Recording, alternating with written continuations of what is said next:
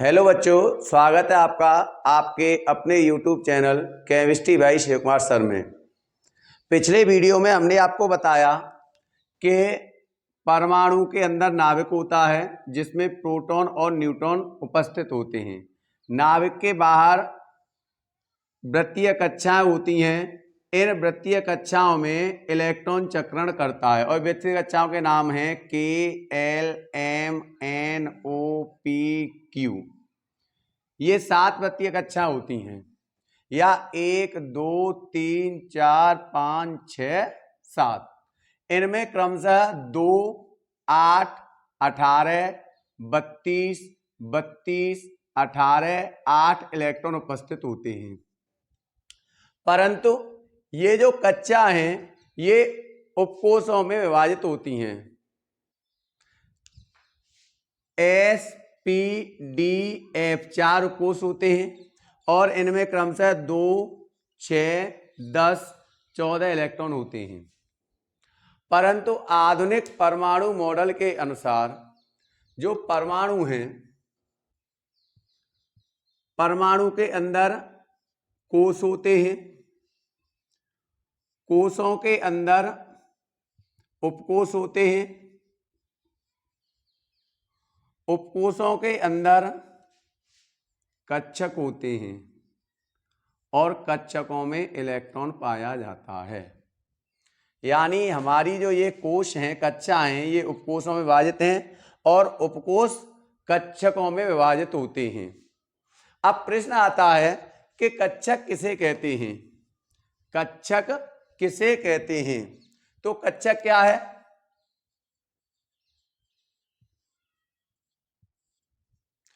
तो कक्षक क्या है?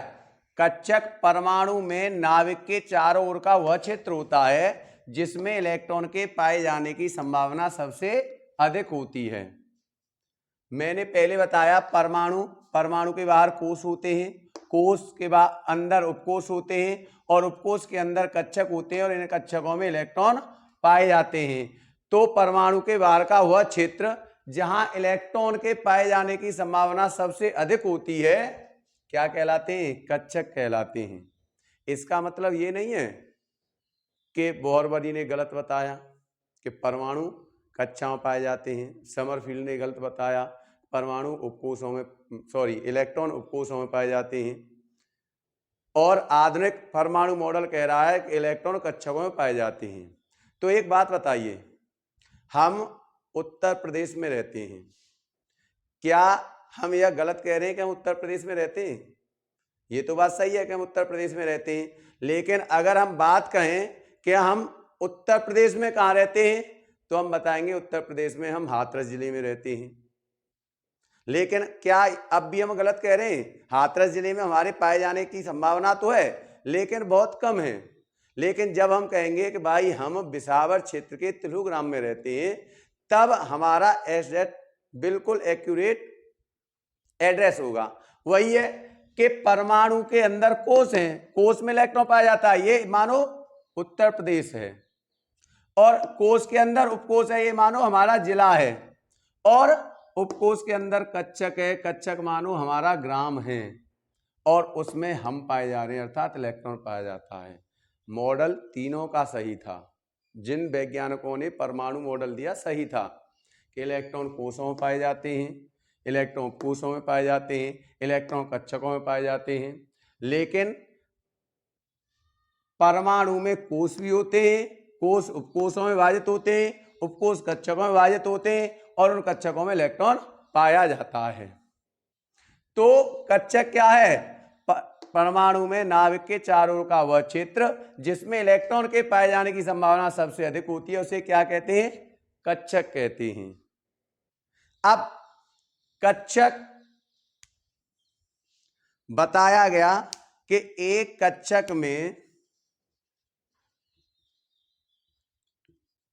अधिकतम 2 इलेक्ट्रॉन रह सकते हैं, अधिकतम 2 इलेक्ट्रॉन पाए जाते हैं। तो इस आधार पर अगर हम देखें तो यहां पर हम कक्षक डालें, यहां पर यहां पर हम उपकोष डालें, और यहां पर उपकोषों में इलेक्ट्रॉन की संख्या,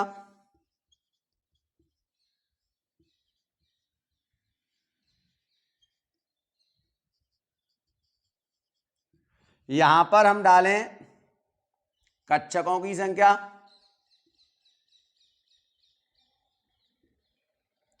और यहां पर कक्षकों के नाम, और यहां पर डालते हैं हम आकार, आकार या आकृति, आकार या आकृति। अब देखिए हमारा उपकोष क्या है, एस उपकोष क्या हमारा, एस उपकोष है या नहीं है, और एस उपकोष में अधिकतम इलेक्ट्रॉन कितने होते हैं, 2। अब एक कक्षक में अधिकतम 2 इलेक्ट्रॉन पाए जा सकते हैं, तो हमारे कक्षकों की संख्या कितनी बनेगी, 2 इलेक्ट्रॉन है और 2 का एक कक्षक में 2 इलेक्ट्रॉन पाए जाते हैं, तो कक्षकों की संख्या कितनी होगी, 1। यानी एस उपकोष में कक्षकों की संख्या कितनी होगी, 1 होगी, और इसका नाम एस ही है, इस कक्षक का नाम भी एस है, और इसका आकार क्या होता है, गोलाकार होता है। इसका आकार कैसा होता है, गोलाकार होता है। अगर बात करें हम पी उपकोष की, किसकी, पी उपकोष की, तो पी उपकोष में इलेक्ट्रॉनों की संख्या कितनी होती है, 6। एक कक्षक में 2 इलेक्ट्रॉन आते हैं, तो 6 कक्षक में कितने इलेक्ट्रॉन आएंगे, एक कक्षक में 2 इलेक्ट्रॉन है, तो 6 इलेक्ट्रॉन कितने कक्षकों में आएंगे, 3 कक्षकों में। नाम क्या होगा, P X, P Y, P Z. आकार डंबलाकार, कैसा होगा, डंबलाकार। अगर बात करें डी उपकोष की, इसमें अधिकतम 10 इलेक्ट्रॉन होते हैं, कक्षकों की संख्या कितनी होगी, 10/2 बराबर 5। 5 कक्षकों की संख्या होगी, इन कक्षकों के नाम होंगे D X Y, D Y Z, D Z X, D X square dash Y square और डी जेड स्क्वेयर। इनका आकार कैसा होगा, इनका आकार होगा डबल डंबलाकार। आकार कैसा होगा, डबल डंबलाकार। अब बात करते हैं, अब बात करते हैं एफ उपकोष की। किसकी बात करते हैं, एफ उपकोष की। तो अगर हम एफ उपकोष की बात करें तो इसमें इलेक्ट्रॉन की संख्या कितनी होती है, 14। तो इसमें कक्षक की संख्या कितनी होगी, 14/2 बराबर 7। लेकिन इन कक्षकों का नाम नहीं दिया गया है, और इनका आकार अनिश्चित है। आकार कैसा है इनका, अनिश्चित है। तो उपकोषों को कक्षकों में विभाजित किया गया है। एस उपकोष का कक्षक का नाम भी एस ही है। पी उपकोष के 3 कक्षक हैं और उन तीनों कक्षकों का नाम P X, P Y, P Z है। डी उपकोष के 5 कक्षक हैं जिनका नाम D X Y, D Y Z, D Z X, D X square dash Y square और डी जेड स्क्वायर है। और एफ उपकोष के कहीं कहीं पर ये 7 नाम दिए गए हैं, F X Q, F Y Q, F Z Q, F X Y Z, F X Z square dash Y square, F Y X square dash Y square Z square, F Z Y square minus X square. लेकिन अब जो ये कक्षक हैं ये 3D में, त्रिविम में किस प्रकार इनका प्रदर्शन है, किस प्रकार 3D में अर्थात एक्स वाई जेड अक्ष पर ये कक्षक निरूपित होते हैं, इसके अब देखते हैं। तो त्रिविम में अर्थात एक्स अक्ष, वाई अक्ष और जेड अक्ष पर, एक्स अक्ष, वाई अक्ष और जेड अक्ष पर ये जो कक्षक हैं ये किस प्रकार दिखाई देते हैं, चलो देखते हैं। अब आपको मालूम है कि अगर हम तीनों अक्षों को देखें तो तीनों अक्ष इस प्रकार होते हैं। ये एक्स अक्ष होता है, ये वाई अक्ष होता है और इसके ऊपर इस तरह से जेड अक्ष होता है, लेकिन क्योंकि हम उसे दिखा नहीं सकते इसलिए जेड अक्ष को हम इस तरह से दिखाएंगे। वैसे ये तीनों अक्ष कैसे होते हैं, चलो तो मैं बताता हूं कि सपोज करो ये एक्स अक्ष है, ये वाई अक्ष है, और इस पर इस तरह से ये जेड अक्ष उपस्थित होता है, देखो इस तरह से। तो तीनों अक्षों पर, तीनों अक्ष एक दूसरे से 90 अंश के कोण पे हैं या नहीं है? एक्स अक्ष, वाई अक्ष, जेड अक्ष, देखो दिखाई दे रहा है, ये एक्स अक्ष हो गया, ये वाई अक्ष हो गया, और ये जेड अक्ष हो गया।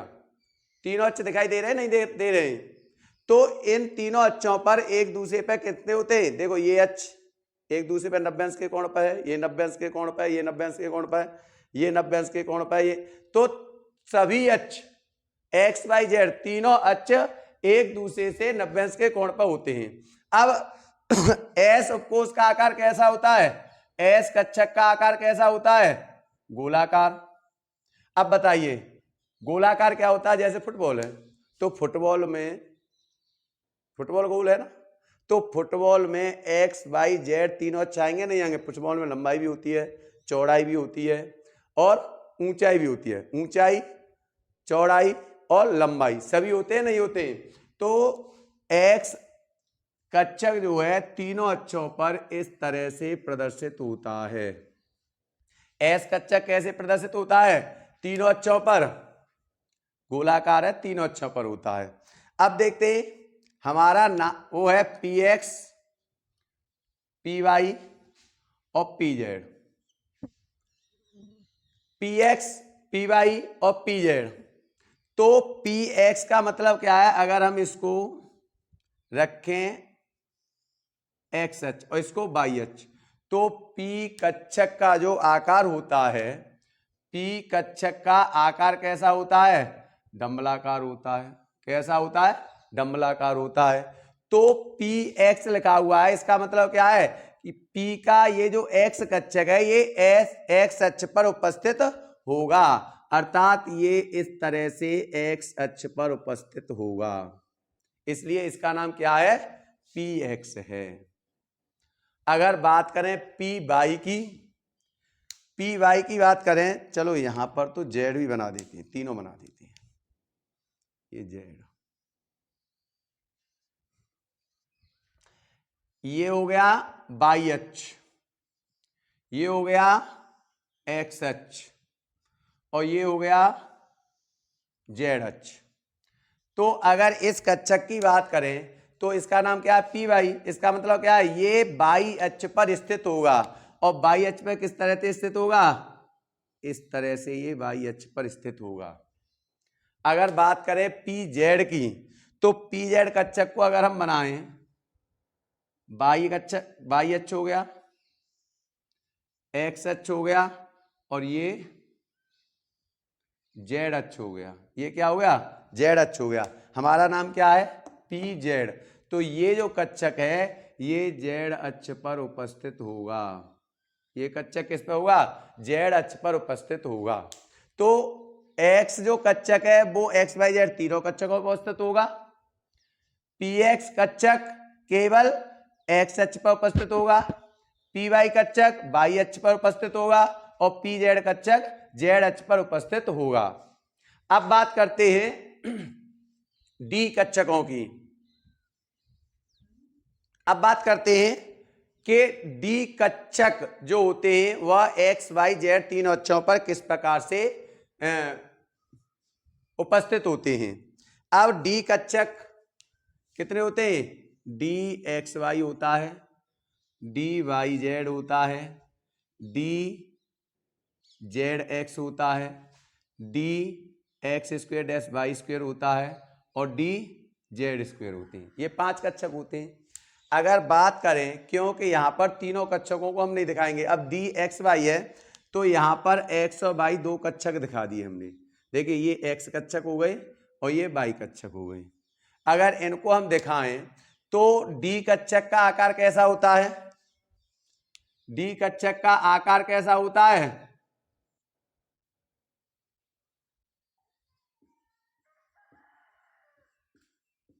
आकार कैसा होता है? डबल डंबलाकार। कैसा होता है? डबल डंबलाकार होता है। तो अगर x और y, इसका मतलब है कि ये जो डी कच्छक है वो x और y दोनों अक्षों के बीच में स्थित है। x और y दोनों कच्छकों के बीच में स्थित है। और दोनों कच्छकों के बीच में ये किस प्रकार स्थित होगा? देखो x और y, x और y, x और y और x और y। तो ये कहाँ होगा? इसका एक डंबल तो इस प्रकार से उपस्थित होगा और इसका दूसरा डंबल इस प्रकार से उपस्थित हो जाएगा। अगर बात करें हम डी बाई जेड की, तो हमने कच्छक लिया, ये इसको बाई मान लिया और इसको हमने जेड मान लिया। तो ये कच्छक किसके बीच में होगा? बाई और जेड के बीच में। और बाई और जेड के बीच में किस प्रकार होगा?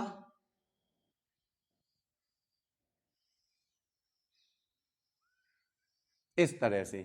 इसमें जो एक्स कच्छक है वो ऐसे होगा, एक्स अक्ष ऐसे आएगा, तो ये इन दोनों के बीच में स्थित हो जाएगा। बात करें डी जेड एक्स की, तो डी जेड एक्स कैसे स्थित होगा? इसे एक्स मानिए और इसे जेड मान लें, तो ये कच्छक एक्स और जेड के बीच में उपस्थित होगा। और किस प्रकार उपस्थित होगा?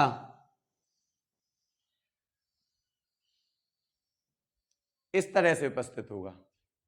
बात करें D X square dash by square की, बात करें डी एक्स स्क्वेयर और बाई स्क्वेयर की, तो इसको एक्स अक्ष मान लीजिए, इसको बाई अक्ष मानो। ये कच्छक एक्स और वाई दोनों अक्षों पर उपस्थित होता है। और एक्स और वाई पर किस प्रकार होगा? इसका एक जो डंबल आकार है वो एक्स अक्ष पर और दूसरा डंबल आकार कहाँ जाएगा? वाई अक्ष पर आ जाएगा। अगर बात करें डी जेड स्क्वायर की, बात करें डी जेड स्क्वायर की, तो यहां पर बाई कच्छक मान लीजिए, यहां पर जेड कच्छक मान लीजिए। ये कच्छक केवल जेड अक्ष पर ही उपस्थित होता है। कैसे होता है कि देखो एक कच्छक इसका डंबलाकार इस तरह से और ये दूसरा ये अतिव्यापन हो जाता है इसमें, और दूसरा कच्छक ये इस तरह से बनेगा और ये ऐसे उपस्थित हो जाएगा। ये केवल क्या होता है? बाई अक्ष पर ही उपस्थित होता है। इसलिए अगर डी एक्स वाई देखें तो ये एक्स और वाई अक्षों के मध्य में होते हैं। डी वाई जेड देखें तो ये वाई और जेड अक्षों के मध्य में उपस्थित होते हैं। डी जेड एक्स देखें तो ये एक्स और जेड अक्षों के बीच में उपस्थित होते हैं। D X square Y square को देखा जाए तो यह एक्स अक्ष और वाई अक्ष पर उपस्थित होता है, और डी जेड स्क्वायर को देखा जाए तो यह केवल और केवल जेड अक्ष पर ही उपस्थित होता है। तो ये एक्स वाई जेड अक्षों पर, ये कच्छक नहीं सॉरी, अक्षों पर,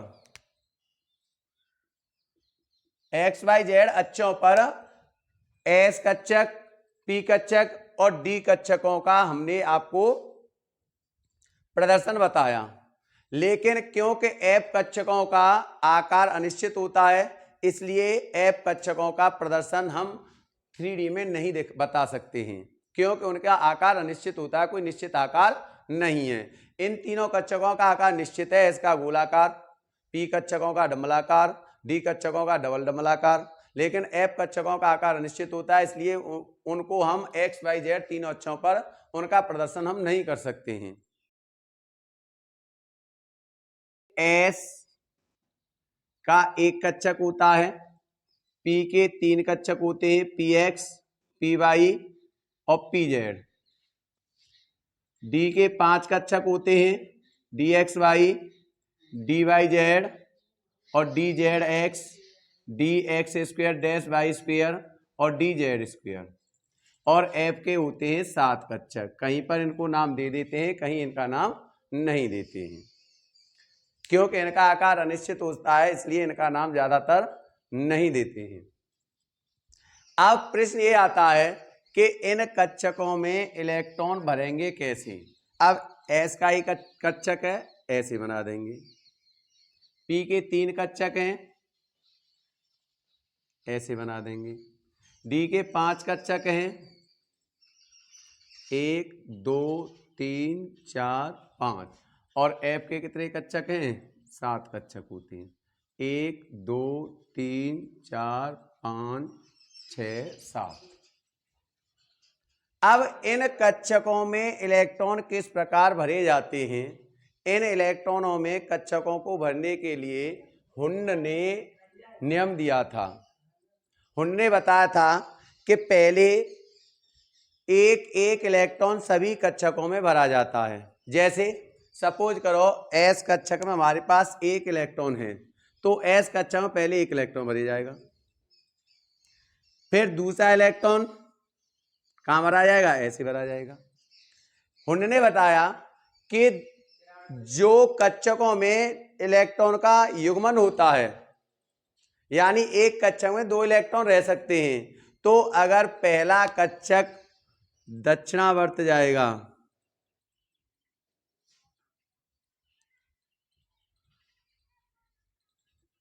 पहला इलेक्ट्रॉन दक्षिणावर्त जाएगा तो दूसरा इलेक्ट्रॉन वामावर्त जाएगा।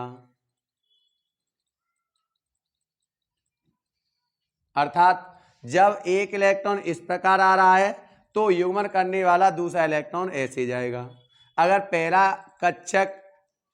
पहला इलेक्ट्रॉन इस प्रकार जा रहा है तो युग्मन करने वाला इलेक्ट्रॉन इस प्रकार आएगा। कहने का मतलब है कि इन दोनों इलेक्ट्रॉनों का चक्रण एक दूसरे के विपरीत दिशा में होगा। तो उन्होंने क्या बताया कि सबसे पहले एक एक कक्षक सभी कक्षकों में भरा जाता है, एक एक इलेक्ट्रॉन सभी कक्षकों में भरा जाता है, और जब इलेक्ट्रॉन की संख्या ज्यादा होती है तो फिर इलेक्ट्रॉन का युग्मन होता है। कक्षकों में इलेक्ट्रॉन का क्या होता है? युग्मन होता है। लेकिन अगर एक पहला इलेक्ट्रॉन दक्षिणावर्त जाता है तो दूसरा इलेक्ट्रॉन वामावर्त भरा जाएगा।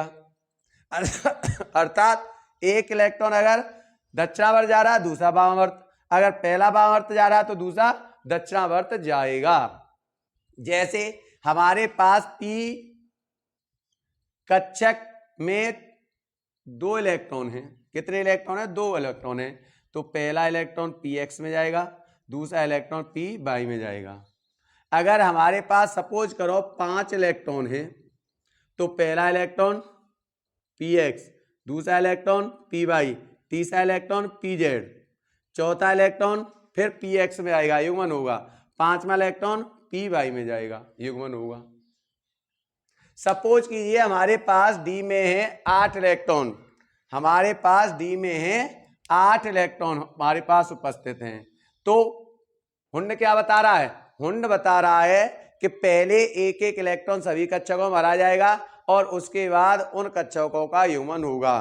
तो पहला इलेक्ट्रॉन, दूसरा इलेक्ट्रॉन, तीसरा इलेक्ट्रॉन, चौथा इलेक्ट्रॉन, पांचवा इलेक्ट्रॉन, छठवां इलेक्ट्रॉन, सातवां इलेक्ट्रॉन, आठवां इलेक्ट्रॉन, फिर नौवां इलेक्ट्रॉन, फिर 10वां इलेक्ट्रॉन। इस तरह से 10 इलेक्ट्रॉन इसमें होते हैं। अगर इसके 14 इलेक्ट्रॉन भरे जाने हैं, इसके 14 इलेक्ट्रॉन भरे जाने हैं, तो कैसा भरा जाएगा? पहला इलेक्ट्रॉन, दूसरा इलेक्ट्रॉन, तीसरा इलेक्ट्रॉन, चौथा इलेक्ट्रॉन, पांचवा इलेक्ट्रॉन, छठवां इलेक्ट्रॉन, सातवां इलेक्ट्रॉन, फिर आठवां इलेक्ट्रॉन, नौवां इलेक्ट्रॉन, 10वां इलेक्ट्रॉन, 11वां इलेक्ट्रॉन, 12वां इलेक्ट्रॉन, 13वां इलेक्ट्रॉन और 14वां इलेक्ट्रॉन। यानी पहले सभी कक्षकों में एक एक इलेक्ट्रॉन जाता है और उसके बाद कक्षकों में इलेक्ट्रॉन का युग्मन होता है। अब मैं आपको तत्वों के इलेक्ट्रॉनों को कक्षकों में भरना बताऊंगा। यहां पर हम तत्व, यहां परमाणु क्रमांक, यहां उपकोषों या उपकोष विन्यास लिख देते हैं। चलो, उपकोष विन्यास, और यहां पर हम लिख देते हैं कक्षकों में इलेक्ट्रॉन का वितरण। अब हमारा पहला तत्व हमने लिया हाइड्रोजन, तो परमाणु क्रमांक 1, यानी इसमें 1 इलेक्ट्रॉन है। उपकोष विन्यास बनेगा 1s1। कक्षकों में कैसा जाएगा? 1 इलेक्ट्रॉन है तो कक्षक में 1 इलेक्ट्रॉन चला गया। अगर दूसरा हीलियम परमाणु क्रमांक 2 1s2 कैसे जाएगा? 1s2 में पहला इलेक्ट्रॉन ऐसे चला गया, दूसरा इलेक्ट्रॉन ऐसे चला गया। तीसरा लिथियम परमाणु क्रमांक 3 1s1 1s2 और 2s1। अब देखिए यहां पर 1s1 यहां लिख देता हूं 1s1, यहां 1s2, यहां पर क्या है 1s2 है, क्योंकि ये अब दूसरी कक्षा में इलेक्ट्रॉन प्रवेश कर रहा है तो दूसरी कक्षा की एनर्जी पहली कक्षा से अधिक होगी, इसलिए दूसरी कक्षा को हम थोड़ा ऊपर लिखेंगे 2s1। तो 1s2 में 2 इलेक्ट्रॉन है, पहला इलेक्ट्रॉन दूसरा इलेक्ट्रॉन। 1s1 में 1 इलेक्ट्रॉन है तो 2s1 हो गया। अब बात करते हैं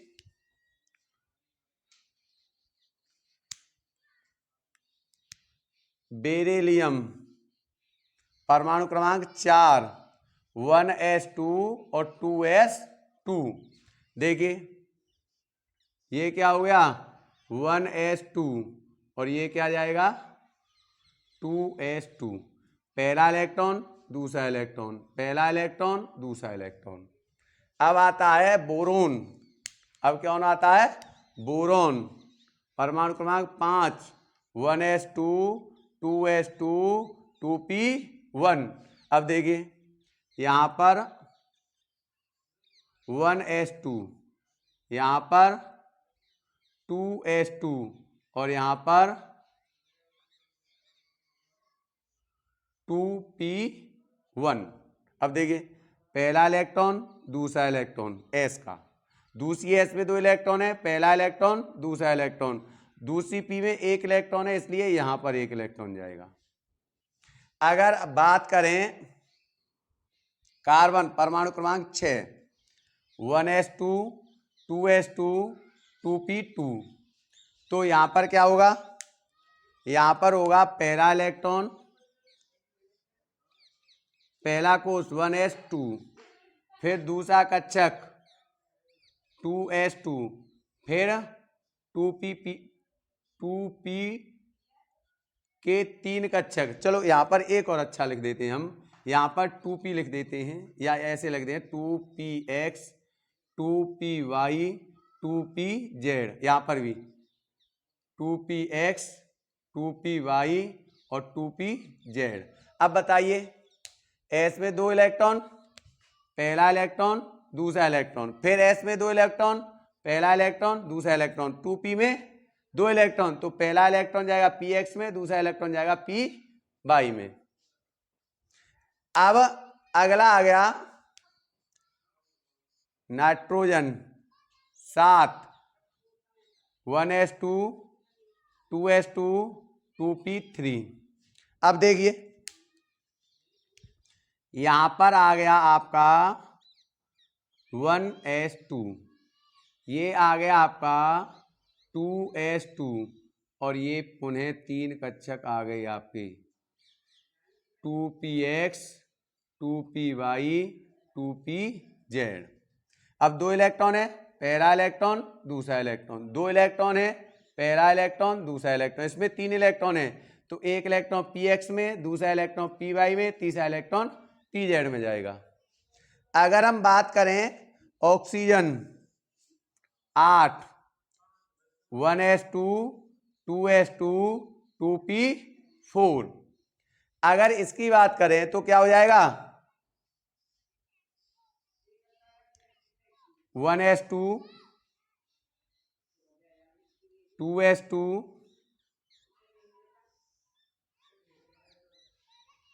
2px 2py 2pz। अब देखो s में 2 इलेक्ट्रॉन पहला इलेक्ट्रॉन दूसरा इलेक्ट्रॉन, फिर इसमें 2 इलेक्ट्रॉन पहला इलेक्ट्रॉन दूसरा इलेक्ट्रॉन, इसमें 4 इलेक्ट्रॉन है, पहला इलेक्ट्रॉन px में, दूसरा इलेक्ट्रॉन py में, तीसरा इलेक्ट्रॉन pz में और चौथा इलेक्ट्रॉन पुनः px में आएगा।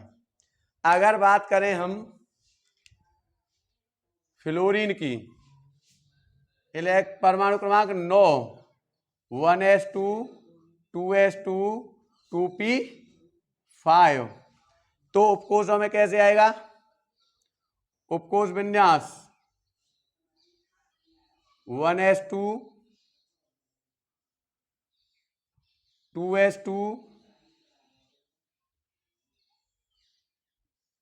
और 2px 2py 2pz।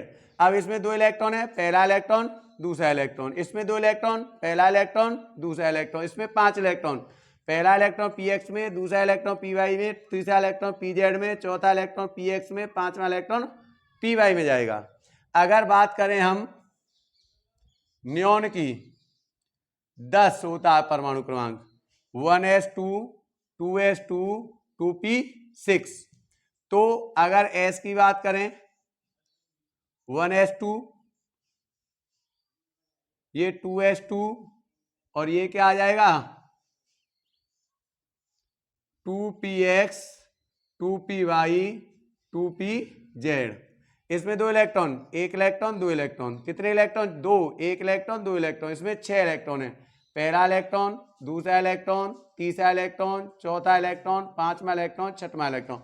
तो इस प्रकार से उन्होंने यह नियम दिया कि पहले सभी कक्षकों में एक एक इलेक्ट्रॉन भरा जाता है, जब कक्षक पूर्ण हो जाते हैं एक एक इलेक्ट्रॉन से इलेक्ट्रॉन बचता है, तब जाकर के उन कक्षकों में इलेक्ट्रॉन का युग्मन किया जाता है। इस प्रकार से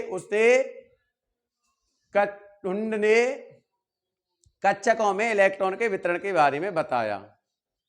आज की वीडियो यहीं समाप्त करेंगे। अगर आपको वीडियो पसंद आई हो तो हमारे चैनल को सब्सक्राइब करें और बेल आइकन को दबाएं। थैंक यू, धन्यवाद।